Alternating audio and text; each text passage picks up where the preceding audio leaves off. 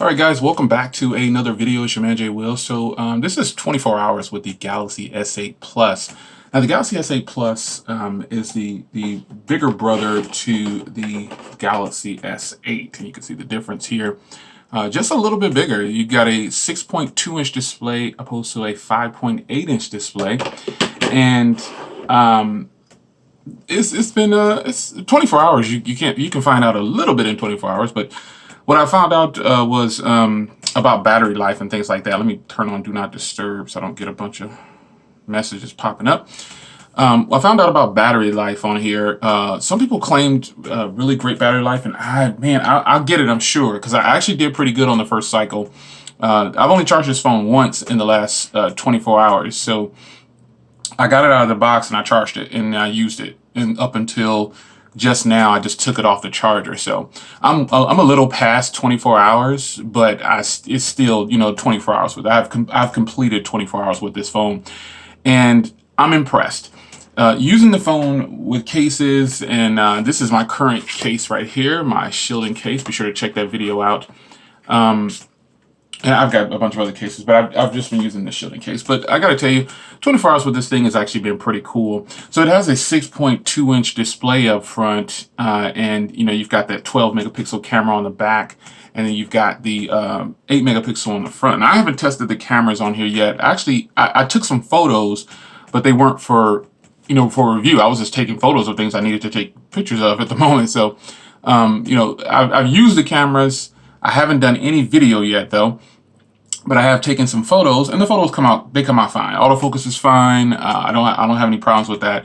I've got the phone set up exactly how I want it. Not much going on. Just got my music down there, my games that I very seldom play, and business, which is why I'm always in there. And I've got my S Health and just my Google Music over here for streaming music. But overall, handling this phone, it's actually a little bit weightier than I thought it was going to be.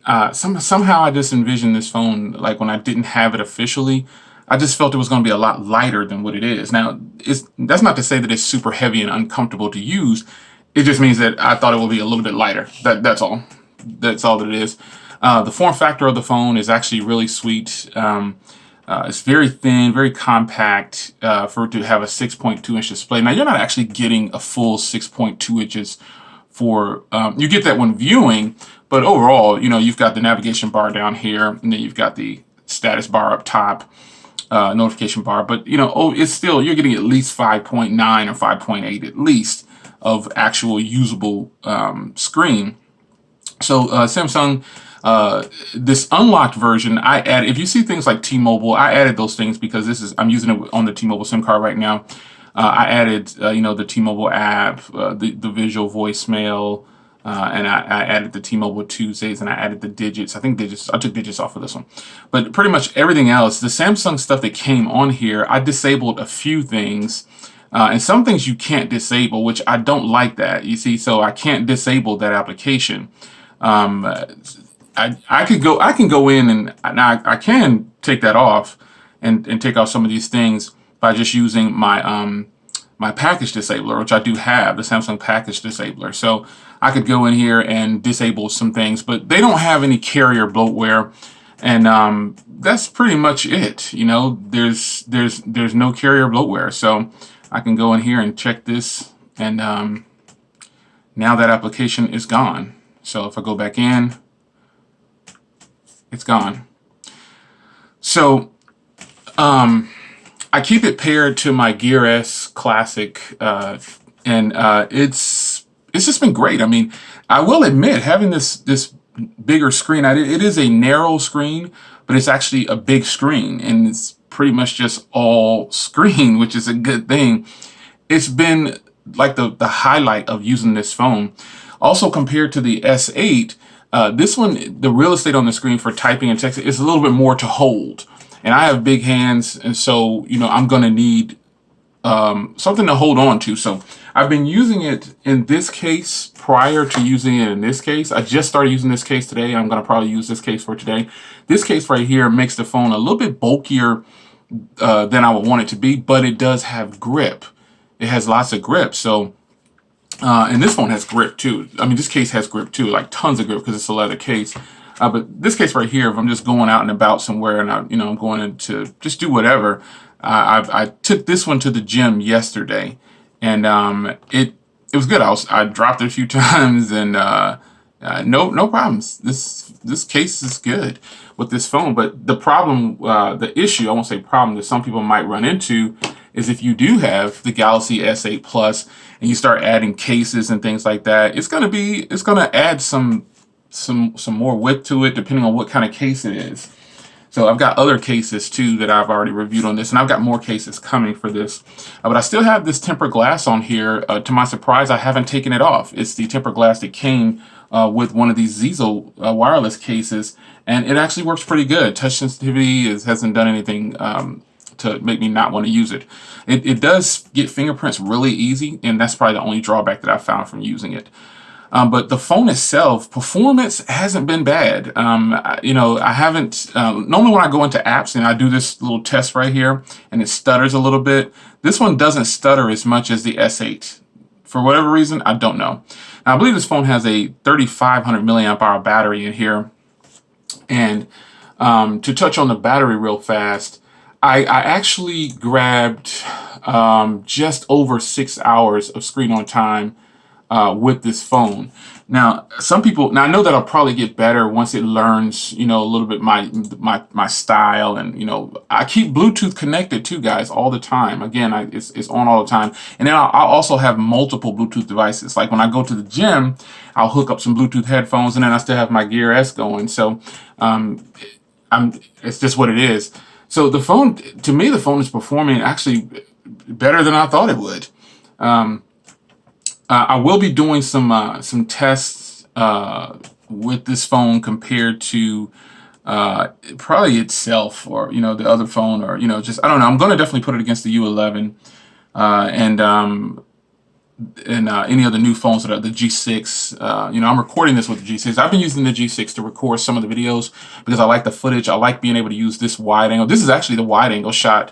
Let me see how far it'll zoom in if I change it. Yeah, that's the up close shot there from the G6. So the G6's cameras, man, and I've learned a lot about the G6's cameras when using manual mode. I'm actually in manual mode right now, and I've got these settings set just the way I like them. I got the microphone set the way I like them. And I want to start doing more footage with my S8 Plus for YouTube. I like to use these devices actually, that's my brother. You don't want to see, he's at the specialist. I want to start, I use my phones, and this is just one of the reasons that I did not buy a DSLR. Let me see if I can go back to widescreen. See if it'll let me do it. Yeah, there you go. I use my phones, and the reason I didn't buy a DSLR is because of cameras like this. Like the S7, people always ask me about the camera that I'm using to do live streams. It's like I have certain phones that are now good for certain things. So the G6, while it doesn't do as great in lower light as the S7 for recording video, like I could do the same video with no LED spotlight. Like right now, there's a huge LED spotlight. You guys might have seen it posted in some of my videos. It's posted up above, because with the G6, if I turn that off, let me show you what the footage will look like. This is what it'll look like. So it actually looks pretty good, actually, because I have a little bit of daylight coming in. However, the S7 in this same scenario will brighten it up a lot more. It'll be a lot brighter. So in this situation, it looks like the G6 is doing pretty good with this light. The light is just coming from over. I have two huge windows in my office, and this is where they're coming from, right over there to the left. But the difference, the G6 in most cases, I have to, DHL's calling me, I have to keep this light on.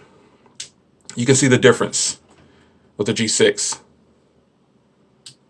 You see the difference? You tell me which one you think the way it looks better with lighting like this or without the lighting. But with the S7, I don't have to have any lighting in this same area. I can have this same setup and it won't require any, I turn that LED light off. So, I don't know. But this camera right here, I plan on using it for YouTube videos. I just plan on using it and getting all that I can get out of it. It's definitely one of my daily drivers right now, and it will be for a while to come. So, you know, the S8 Plus it's good, man. It's better than I anticipated, to be honest. You know, the front camera, I haven't tested it yet, but I have tested the rear camera. Like I said, battery life, get a little over 6 hours right now, but I'm sure that'll change. Speaker performance, it's a little on the weaker side. It doesn't seem like it's as loud as the S8 for some reason, but again, that's just more testing I'll need to do. But I'm using these devices for the channel, like to do things on the channel. So this S8 Plus, you will see it in rotation to do videos. I'll probably use the only problem though is when I use the S8 Plus for videos, if I go into manual mode, I can't control the microphones. Like for recording on here, you can't control the audio. And that's a real bummer. Like, see, I can't control the audio. You can't really do anything.